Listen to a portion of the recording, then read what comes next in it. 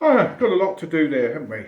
Because I was going to talk about upside down bowing with Irish music, and as you know, you've got occasions of upside down bowing and various lengths of bows, and there's all sorts of stuff going on.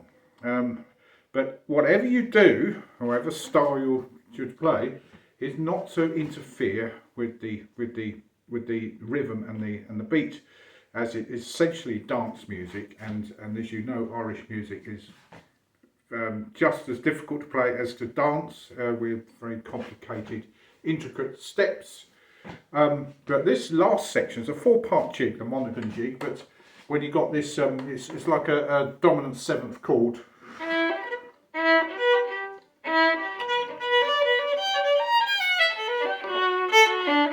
There's all the notes, but as Eric Morcombe said, they're not in necessarily the right order.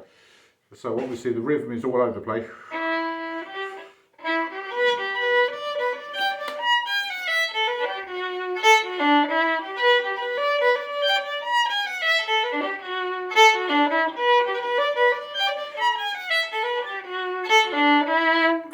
So you can play it slowly because you're actually seeing through every note. But when you're playing fast, your brain cannot possibly, in terms of muscle memory, cannot possibly keep up with what your fingers are doing and your bowing. It's when you're playing at speed. So the slow practice is absolutely essential, which I probably don't do enough on in Irish music, because when I go to sessions, they always tend to play them down fast, and that's what puts people off Irish music, playing it, because why do they play it so fast? I don't know that one, and unless you really, well, the thing is, they've been playing it so much and they really know it really well, so they can play it fast, but it's but all the time you've got to go back playing it slowly. So but just try that section and go. There's various ways of playing with it, because with Irish music it is up bow culture. Usually you start the section with, it doesn't matter when you start the beginning of a tune or start a new section, 9 times out of 10 it'll be with an up bow, a slurred up bow coming up, because the strong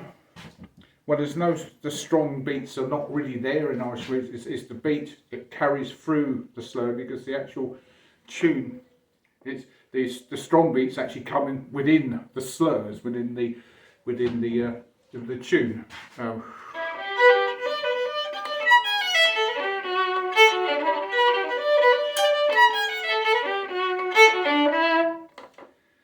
So there's no accents, there's no slow beats. It's a flow, and this is a jig. I mean, how you bow that.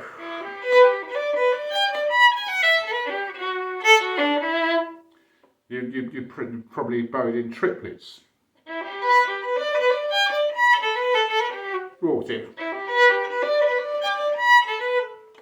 See, the more you think about it, the more you can't do it. That's the thing.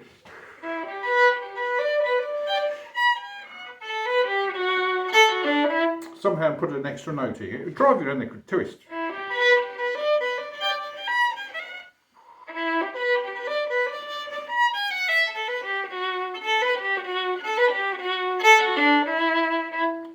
I think that if you want to take it right down, do it separate bows.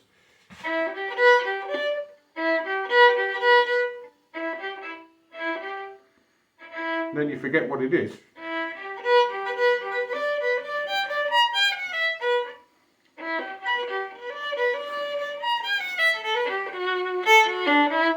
See, I'm just learning and doing the slurs, because the thing is, once you learn to play, if you picked it up in the session, learn to play it in a certain way and getting away with it, it's very difficult to pull it apart and play it a different way. You're having to relearn it. No, I've got wrong note order. Then it's an A.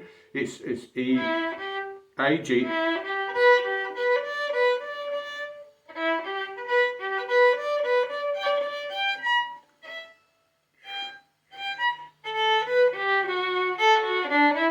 seems to be one note missing there somehow.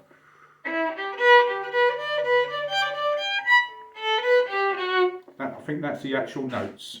You've got to get the actual notes. Don't worry about getting them in the right order, but the actual getting the notes. Eric Morcombe was very right.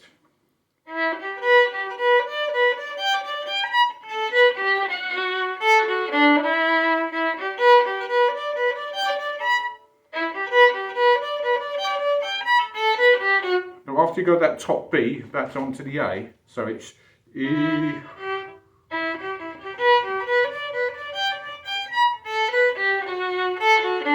This is why I can't teach, because it's you know, you have to get onto a video that someone really knows what they're doing on there with teaching note for note. I cannot do that because first of all, it'd be easy doing it from music, but you know, the whole pattern Irish, you do not learn it from music. You learn it by ear and watching other players, and that goes with the bowing and the actual note order as well. So I mean, they're quite adamant about that because somehow it puts a different take on it with the music. All music is the same with the metronome and music. It's a guide. It's what they call them, the dots or the tagpoles. It's just literally a guide where roughly where the notes are. It's no way can you get an Irish tune and play what's written, because it just doesn't work. And it stops you developing this oral sense of rhythm and really getting into the music. So hopefully it's given some insight. It's probably best to look up somebody else on doing this. So I'm still learning, as you know, and I'll be glad to hear anybody is interested in the Monaghan jig, which is 4-part jig, which I do like that jig, but I mean, you know, because I'm an amateur musician. I know, you know, and that's the best way. I like playing tunes and things I like. To playing things to order, that's where you're professional. You should be able to sight read, and you know, in an instance which England or Britain, there's some very clever people, musicians that get to the top, and people that I went to college with, they can sight read just like that. And I admire people who go to these drams, and then they just get a band in. They have one rehearsal, look at the music, one rehearsal, then straight in, and they're sight reading. And especially all the cruise liners, you know, there's just they instantly pick it up, and they will play anything.